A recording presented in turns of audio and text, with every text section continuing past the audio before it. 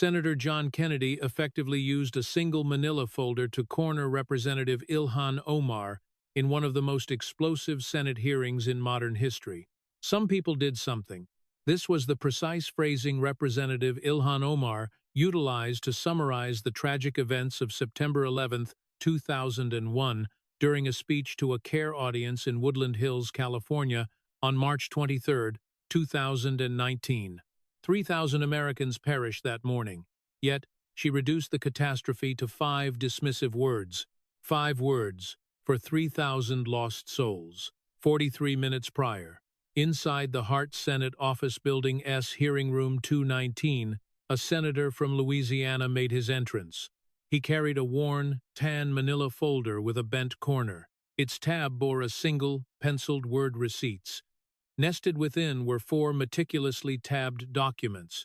Document 1 read, Money. Document 2, Marriage. Document 3, Benjamins. Document 4, 3,000. That final document contained a transcript of her speech, vividly highlighted in yellow beneath those 5 infamous words. Senator John Kennedy arrived without witnesses. He required none, for the primary speaker was seated right in front of him. Hit that like button and subscribe, because over the next 40 minutes, a country lawyer from Madisonville, Louisiana, will present Representative Omar with 4 defining questions, the last of which we'll name the fallen. Let us rewind 43 minutes to the moment Ilhan Omar strode into Hart 219, armed with a brand new defensive strategy. It was a strategy entirely rooted in identity politics, and it would not survive the contents of that manila folder. The hearing room featured rich wood paneling, soaring ceilings, and long fluorescent lights that emitted a faint hum over the congressional bench. Nearly 5 million Americans were watching the live broadcast. Omar, dressed sharply in a navy blazer and a white headscarf pinned securely at her temple, placed her leather notebook on the table. Concealed within her left hand was a small white card folded once, containing 3 lines of handwritten notes. She had drafted this strategy in her kitchen at 1147 the previous night, long after her staff had departed. At this moment, she had not yet noticed the tan folder resting on the opposing bench. Senator Kennedy sat beside his unopened folder and a simple styrofoam cup of cafeteria coffee, prepared with 2 sugars and no cream. He had waited in silence for 19 minutes. The polite, diplomatic smile favored by institutional leaders like Nancy Pelosi was absent from this room. Instead, Omar wore a combative, sharp-cornered expression. It was the hardened smile of a politician who had marched into 8 hearings over 6 years and emerged unscathed from every single one, including a contentious Foreign Affairs Committee vote in February of 2023, where she survived a 218 to 211 margin. She walked into Hart 219 radiating that same defiant confidence. Bypassing the press section and the gallery, she took her seat at the witness table, maintaining the combative smirk she had honed over her tenure. Earlier that morning at 8:43, an aide had handed her a bottle of water alongside a critical warning. Kennedy had a country lawyer's reputation that opponents frequently underestimated. Her mandate was to avoid engaging with his documents and immediately pivot to identity. Having internalized the advice, she documented it on her white card, folded it, and confidently entered the chamber at 8:56. Senator from Louisiana, Omar initiated, projecting the deeply practiced cadence she reserved for rallies. I respect every senator from every state, even the ones who represent states that did not consider me human until 1865. The progressive press section physically reacted to the opening salvo, with 3 reporters emphatically jotting down the word drawing in their notebooks. Kennedy offered no immediate rebuttal. He methodically lifted his styrofoam cup, took a measured sip, and placed it back on the bench, while the entire room focused on the gesture. Omar pressed her perceived advantage.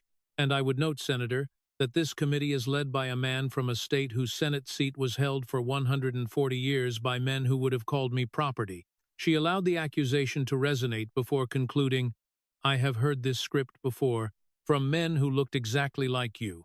In the wings, her communications director, Jeremy Slevin, monitored his phone. Having served Omar for 6 years, Slevin recognized this tactical maneuver.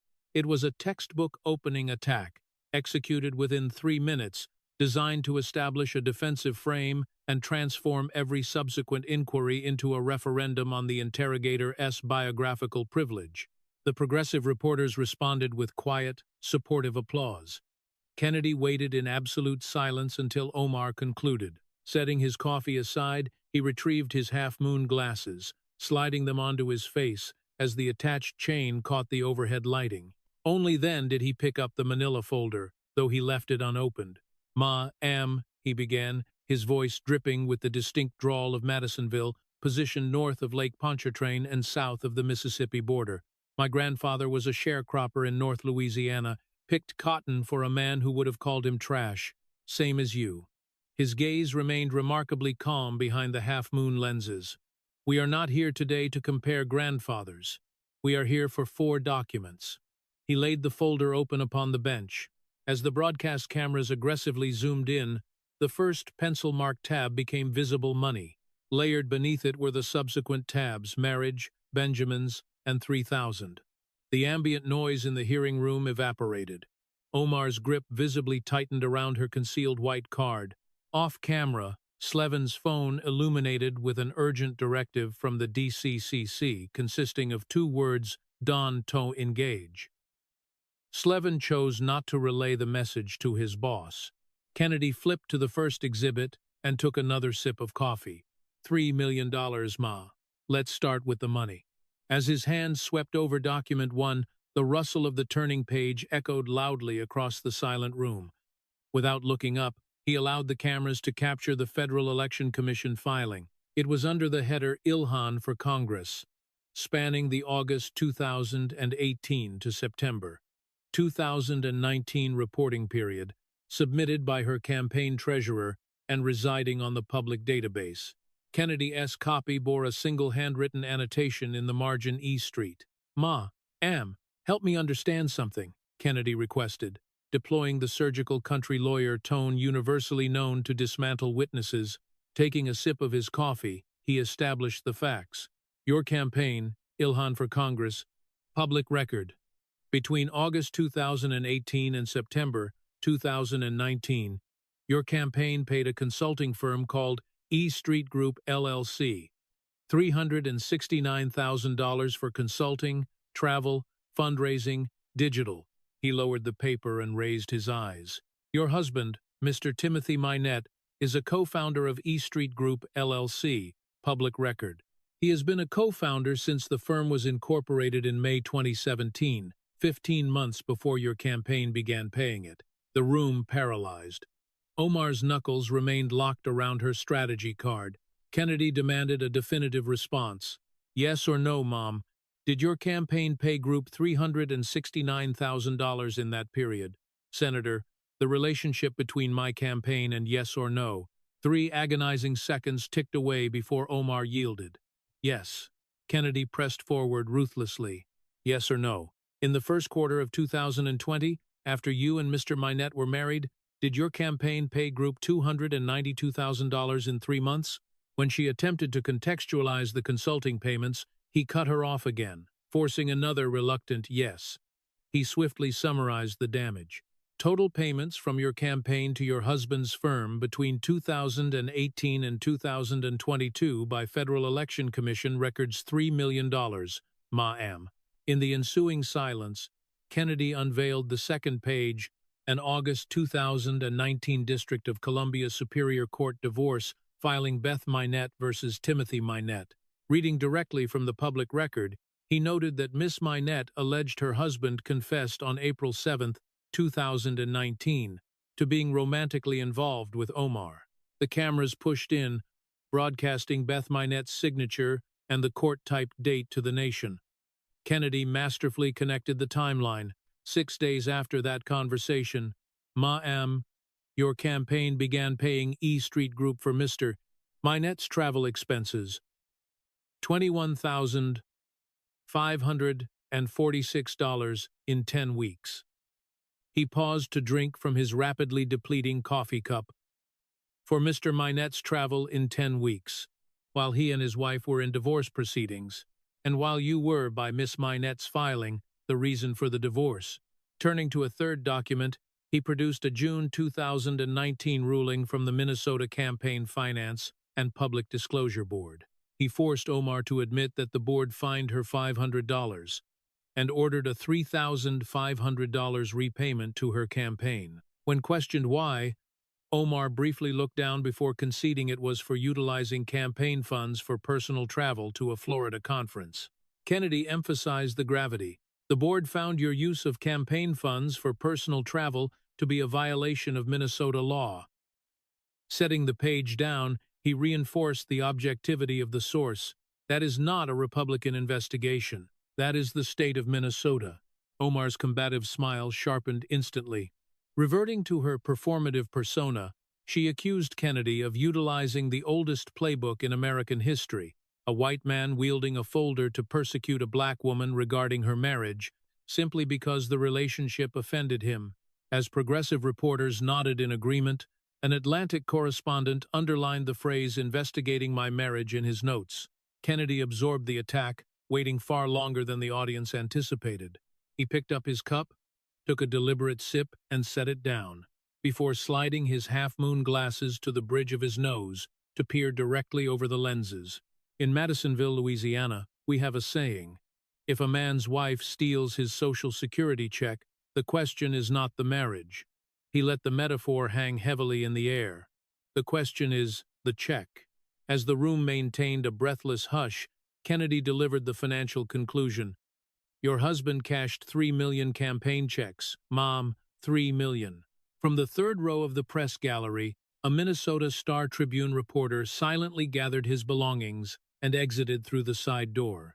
Though the cameras ignored him, Omar tracked his departure with her eyes, her smile frozen in place. For his final maneuver regarding her finances, Kennedy presented a document bearing the seal of the United States Treasury's Office of Foreign Assets Control. He read aloud the name of a separate company co-founded by Minette, establishing that the firm's assets had been frozen the previous year by an agency that typically handles embargoes, sanctions, and extreme organizations.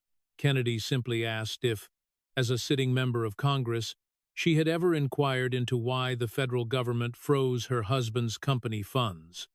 After a tense 6-second delay, she uttered a stark "no." Kennedy thanked her and slid the first section back into his folder. Comment if you just watched a Representative dodge inquiries regarding frozen Treasury assets. Subscribe, because the upcoming exhibit investigates her complex marital history. Kennedy extracted document 2, clearly labeled "Marriage." For the first time in 40 minutes, the broadcast cameras caught Omar's white strategy card moving, as she gripped it with visible tension. Kennedy laid down a 2009 Minnesota civil marriage certificate bearing the Hennepin County seal. Removing his glasses, he leaned into his country lawyer persona, claiming the paperwork was getting tangled. Replacing his glasses, he established that in 2009, she legally married British citizen Ahmed Nur Saeed Elmi. She confirmed with a curt yes.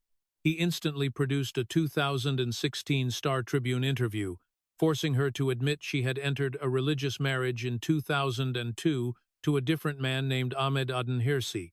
When asked if her religious marriage to Hirsi was dissolved prior to legally marrying Elmi in 2009, Omar's eyes desperately sought Slevin in the wings. Slevin's expression remained tight, refusing eye contact.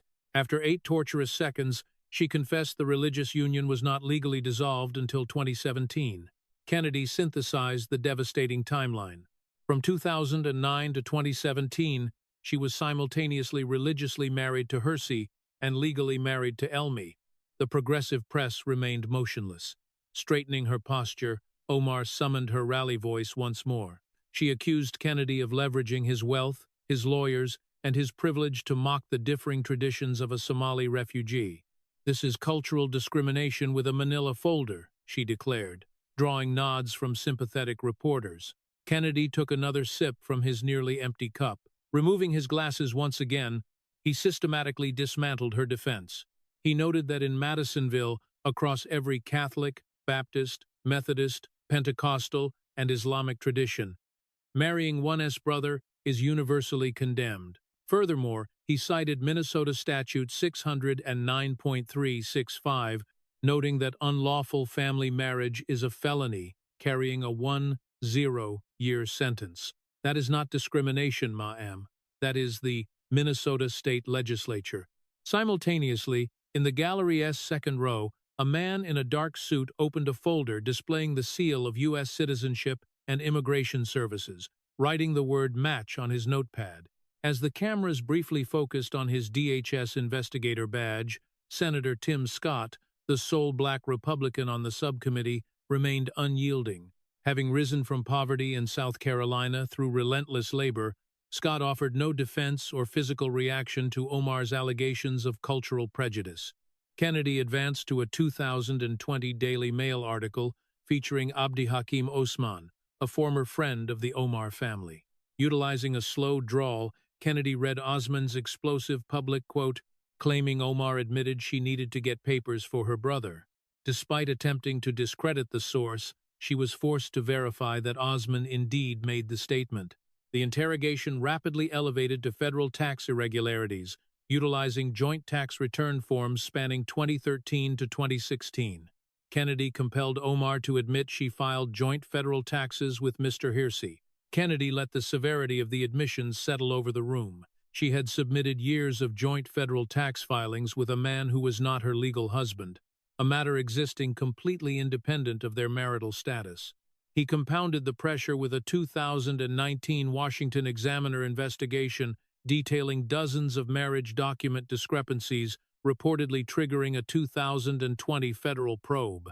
To close the immigration chapter, he presented a March 2026 transcript featuring Vice President J.D. Vance explicitly stating his belief that Omar committed immigration irregularities against the United States. When asked if she was aware that the Department of Homeland Security was actively reviewing her records, she admitted she knew of the public statements. The hidden strategy card creased under the immense pressure of her thumb. Comment if you just witnessed a sitting politician admit to filing inaccurate tax records on a federal microphone. Prepare yourself for the document that forced Speaker Pelosi to take action. Sliding document 2 away, Kennedy revealed the third tab, Benjamin's. The camera zoomed in on a deleted but archived tweet dated February 10, 2019. Displaying the screenshot, Kennedy adopted his slowest cadence to read her exact words. "It's all about the Benjamins, baby." He confirmed the timestamp and its origin from her verified account. Turning the page, he read her follow-up tweet from the very next day, where she explicitly named AIPAC as the entity paying American politicians to support Israel, adding a 2012 post where she claimed Israel had hypnotized the world. He secured her confirmation that she authored the text. Taking a sip from his nearly drained cup, Kennedy took the gloves completely off. Dropping his voice an octave, he informed her that equating Jewish people with money is a lethal historical trope. He stated she broadcasted the exact same rhetoric utilized in 1881 Russia, 1897 Vienna, and 1923 Munich to her 3 million followers, the exact trope that ultimately forced his Jewish friends' ancestors into unthinkable historical tragedies. As the room sat paralyzed, Omar squeezed her card so tightly it buckled. Defending her actions, she claimed she had apologized and spent years building bridges. Straightening her posture, she dismissed the entire line of questioning as right-wing weaponization of a 6-year-old post designed to silence a Muslim woman exercising her First Amendment rights. Kennedy patiently evaluated his empty cup before discarding it. Turning to his final pages, he cited her February 2023 removal from the Foreign Affairs Committee. Through rapid-fire questioning, he forced Omar to admit that her comments were publicly condemned by Speaker Nancy Pelosi, Jewish Democrat Jerry Nadler, and the entirety of the House via bipartisan Resolution 241. Having established the sweeping bipartisan rejection of her rhetoric, he began reading from House Resolution 12720, a 2024 censure resolution filed by Representative Don Bacon and co-sponsored by peers to address her extensive history of hateful commentary. Acknowledging Representatives Orton and Claudia Tenney, he looked up from the page. The resolution, he noted, directly cited her repeated public characterizations of Israel as an apartheid state, alongside her repeated public accusations that Israel was committing atrocities. Kennedy firmly reminded her that both of these statements were a permanent part of her public record. Turning to a sixth page, he presented a public statement from Daniel B. Shapiro, the former United States ambassador to Israel, appointed under the administration of President Barack Obama. The statement was issued in 2019. Kennedy read Shapiro's words with a slow, deliberate pace, stating that equating politicians' support for Israel to financial influence remains. He set the document down, emphasizing that this was not a partisan Republican attack, but rather the assessment of President Obama's own ambassador to Israel. The room was consumed by a heavy stillness. Senator Ben Cardin of Maryland served as the senior Democrat on the Senate Judiciary Subcommittee. Cardin, who is Jewish, had dedicated 40 years of his life to serving in the United States Congress. As Kennedy methodically recited the condemnations from Speaker Pelosi and Representative Nadler, as well as the formal House resolution, Senator Cardin refused to look in Omar's direction. The broadcast cameras zoomed closely on Cardin, capturing his hardened expression. He offered no nod of agreement when Omar spoke of building bridges with the Jewish community, and he provided no defense when she alleged right-wing weaponization. The cameras lingered on Senator Cardin for 2 full seconds, exposing to the press section that he was entirely abandoning her defense. An Atlantic correspondent summarized the moment by writing a single word in his notebook, Cardin. Meanwhile, in the wings, Communications Director Jeremy Slevin felt his phone vibrate with a new message from the DCCC. The text contained only 2 words, "Pull her." Jeremy subtly gestured toward the Democratic ranking member, but she simply shook her head, knowing there was no procedural motion available to call a recess before the allotted time expired. Slevin's phone screen went dark, and he did not pick it back up. Kennedy then turned to a 7th page, revealing a transcript from a 2019 event at the Busboys and Poets bookstore in Washington, D.C. He announced this would be the last item from the current document. Reading directly from the transcript, he quoted her desire to discuss the political influence in the country that normalizes pushing for allegiance to a foreign country. Setting the page down, he repeated the phrase, "allegiance to a foreign country," reminding her that these were her own words, delivered on her own microphone, at her own event. Peering over his half-moon glasses, Kennedy explained that the accusation of American Jews harboring allegiance to a foreign nation is recognized by historians as the dual loyalty trope. His voice lowered to a quieter register. He detailed how this specific trope was weaponized to expel Jewish people from Spain in 1492, from England in 1290, and from Russia, Germany, and across Europe over the span of 600 years. Allowing the historical weight to settle, he stated that this was the exact trope that ultimately ended in 1945 at a tragic historical camp. The hearing room fell completely silent. Kennedy challenged her, asking if, during her 6 years of alleged bridge building, she had ever sat down with a single Jewish constituent from Brooklyn, Boca Raton, or Skokie, to ask what the concept of allegiance means to a community whose grandparents were taken because of it. He demanded a simple yes or no. When Omar attempted to deflect by claiming she had engaged in conversations, Kennedy interrupted, insisting on a yes or no answer. 9 agonizing seconds passed, and Omar provided no answer.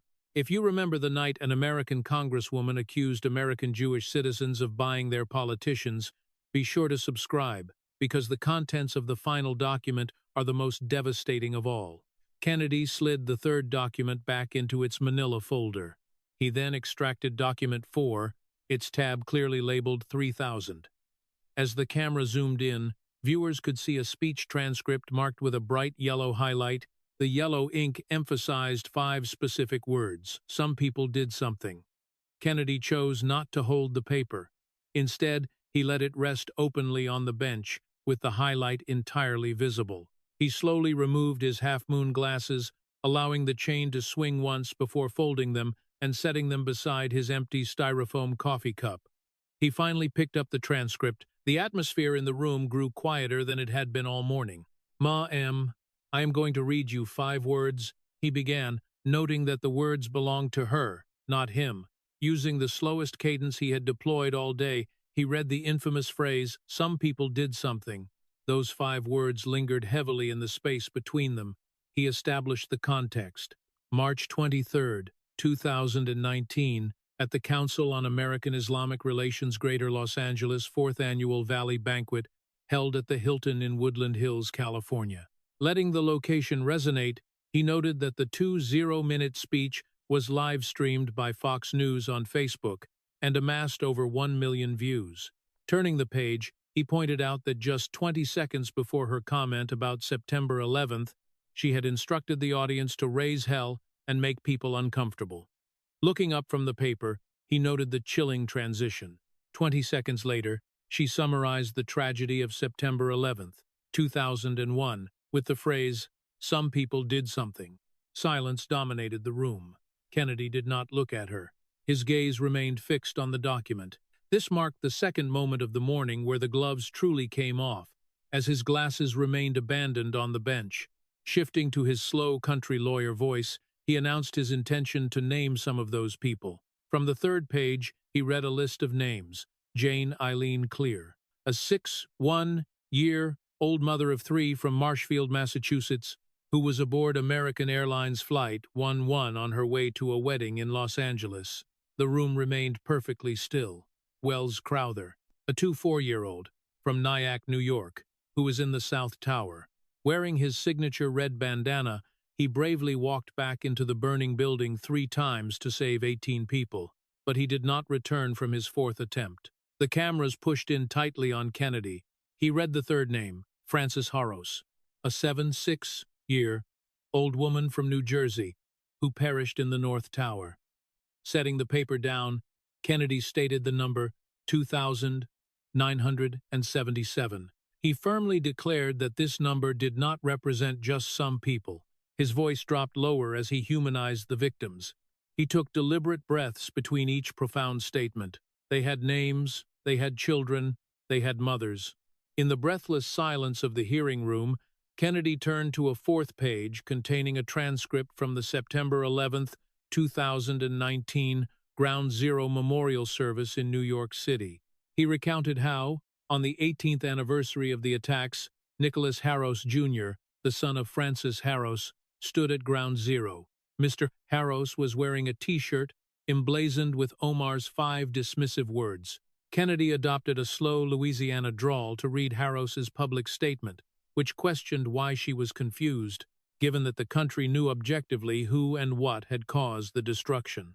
Setting the page aside, Kennedy read the devastating conclusion of this statement. 19 extremists belonging to a known radical group ended the lives of over 3,000 people, and that was exactly what some people did. Kennedy remained motionless in the absolute quiet. He elaborated on Frances Haros, explaining that the 76-year-old had been employed in the North Tower for 32 years. Looking back at his notes, he detailed how she was sitting at her desk on the 95th floor when Flight 11 impacted the structure at 8:46 inches the morning. She survived the initial collision, but was ultimately lost in the tower's collapse 1 hour and 42 minutes later. Turning the page, he revealed that during those terrifying 102 minutes, Frances managed to call her son Nicholas twice from the 95th floor. As the camera zoomed in, Kennedy shared the haunting detail that during the second phone call, Nicholas could hear his mother struggling to breathe through the thick smoke. Setting the document down, he noted that Mr. Haros had spent 25 years begging the nation to remember his mother's name.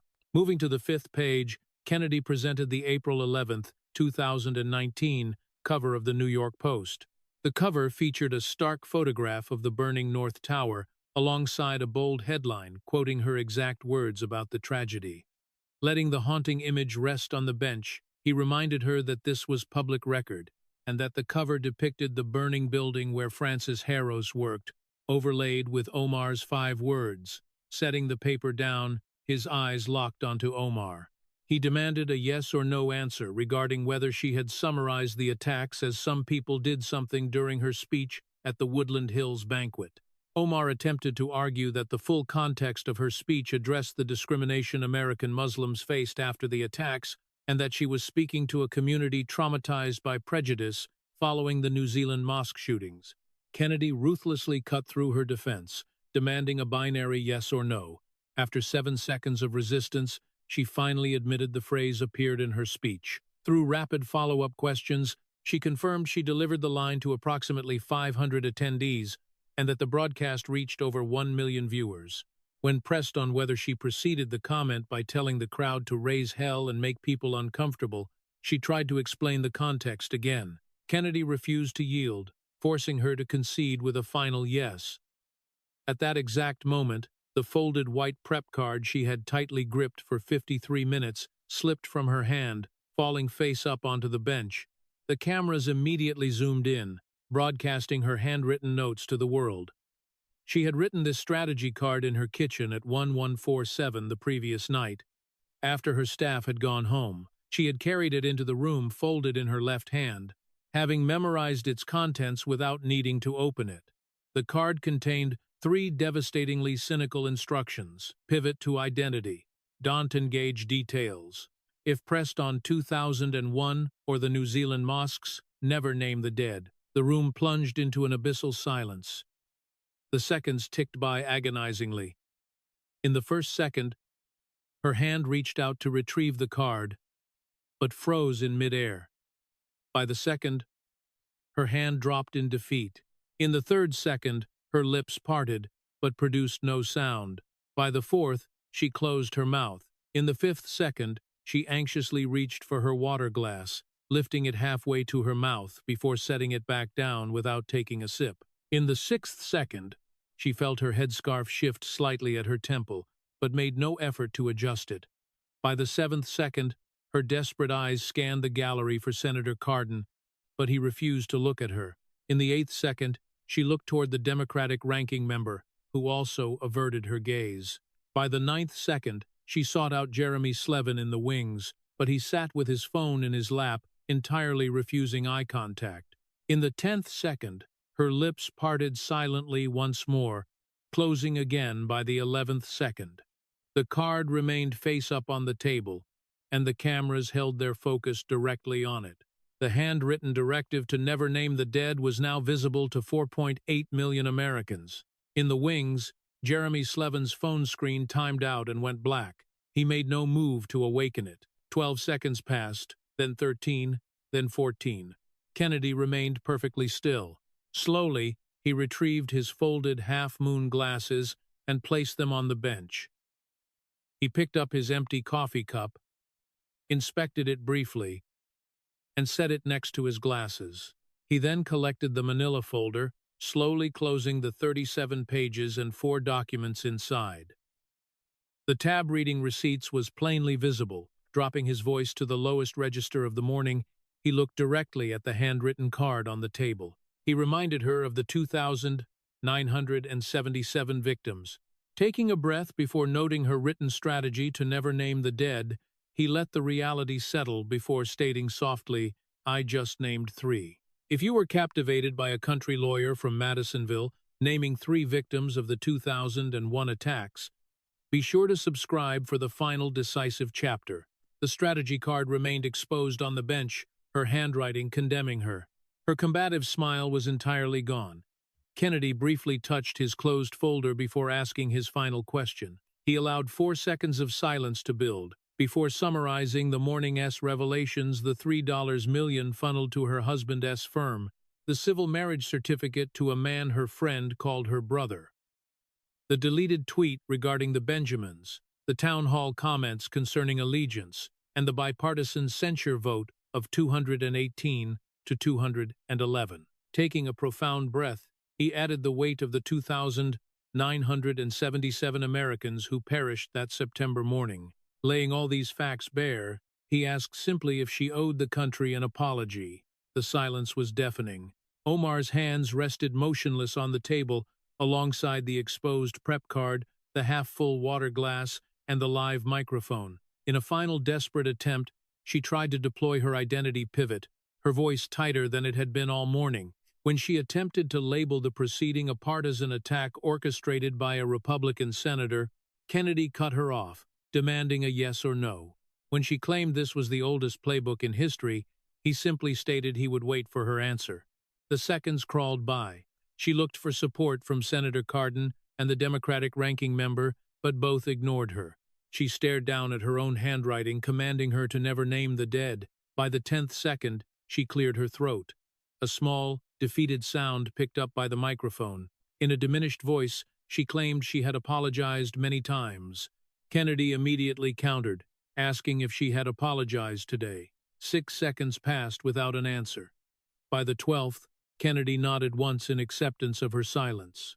Opening the folder back to the first document labeled Money, he yielded the remainder of his time to the chairman, declaring that the folder was now entered into the public record for the entire country to read that night.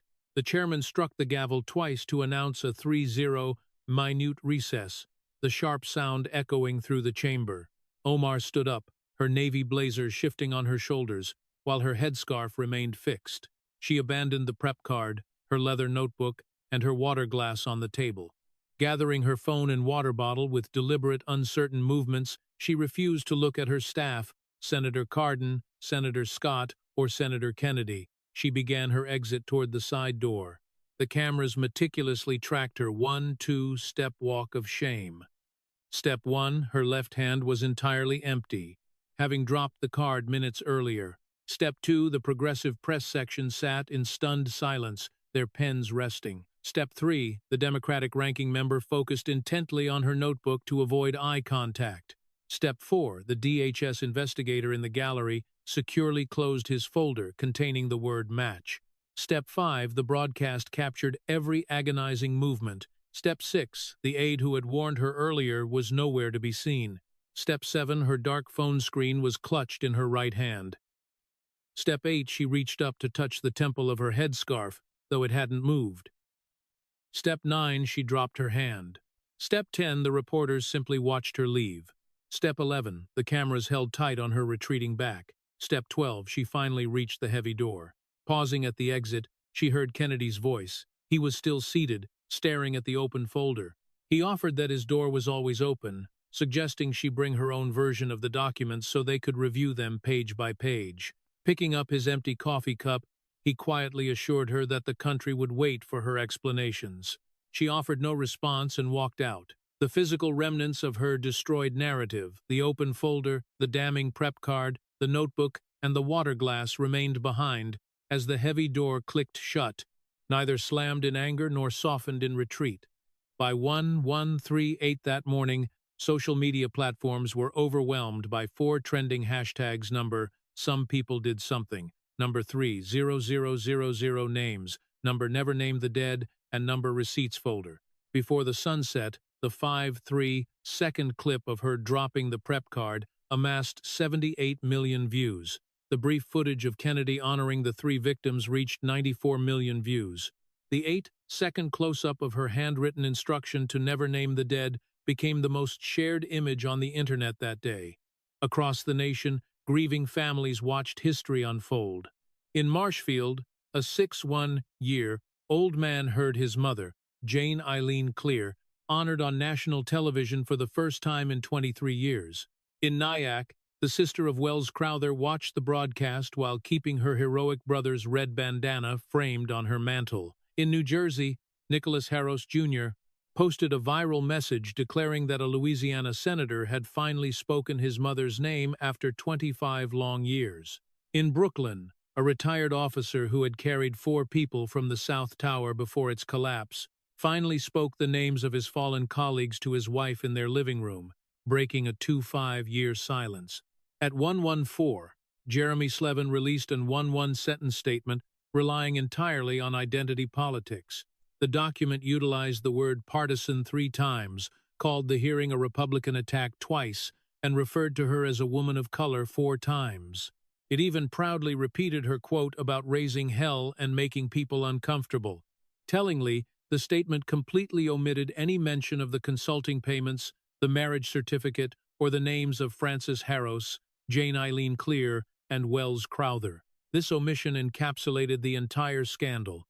After spending 43 minutes on live television refusing to name 3 deceased Americans, her communications team continued the erasure into the evening. This singular Tuesday morning perfectly illuminated the political establishment. For 7 years, they had successfully marketed her to the working class as the voice of a new generation and a fearless truth-teller. Yet, that manufactured conscience had devolved into a documented trail of hypocrisy. The record showed $3 million in campaign payments following a state fine for misuse of funds, a questionable marriage certificate, deleted tweets about the Benjamins, and a speech reducing the tragedy of September 11th to 5 callous words. 3,000 victims were no longer able to defend themselves against her rhetoric. The party apparatus had shielded a politician who spent 5 years minimizing the tragic events. Even after Speaker Pelosi condemned her social media posts in 2019, she was allowed to retain her committee assignments. When the 2023 vote arose to remove her from the Foreign Affairs Committee, every single one of the 211 peers voted to protect her position. Despite years of complaints, bipartisan resolutions, and the undeniable reality of victims like Harros, Clear, and Crowther, the leadership consistently chose to protect Ilhan Omar over the memory of 2,977 fallen Americans. They prioritized the political brand, the legacy, and the chamber seat above all else. Tragically, the families of those who boarded planes on that fateful Tuesday morning were left to pay the moral bill. When the Congresswoman exited the building at 1214, leaving her handwritten command to never name the dead behind, she entered a black SUV with no destination. After circling the Capitol for 18 minutes, her driver asked where she wanted to go, but received no answer. He drove around 2 more times in silence. The undeniable truth is that there is no road in America that offers a comfortable ride home after a country lawyer from Madisonville uses your own public record to expose your strategy of erasing the victims of national tragedy. If you followed this gripping narrative, you witnessed the historic morning a Louisiana senator dismantled a public official using nothing but her own unvarnished public record. No opposition research, no partisan commentary, just pure receipts concerning money, marriage, and the 3,000. She refused to apologize, but the folder remains open, and the nation now possesses the absolute truth. Smash that like button if you believe undeniable public records will always defeat a crafted press release. Subscribe to find out who faces the Manila folder in Heart 219 next. Comment 3,000 names if you agree that the senator from Louisiana permanently altered the rules of engagement in the Senate. Share this story with the firefighters, your friends, small business owners, and grieving families in your life who have waited decades for the truth. Tonight, as the Congresswoman removes her headscarf in the privacy of her home, she must realize that the entire country watched her cynical strategy card fall. The nation read her mandate to pivot to identity, to avoid details, and to never name the dead. The country watched, remembered, and now demands an answer to one lingering question regarding the receipts and the grieving families in Marshfield, Nyack, and New Jersey. Does she owe them an apology? While she claims some people did something, a lawyer from Louisiana ensured that Jane Eileen Clear, Wells Crowther, and Francis Harros were recognized out of the 2,977 souls lost. The nation is prepared to name the rest, folder by folder, until every single American who perished that morning is honored on a federal microphone. The folder remains on the bench. The receipts are completely public, and the names are finally being spoken. After 25 years of waiting, the country is listening and remembering. The nation holds the names and the receipts,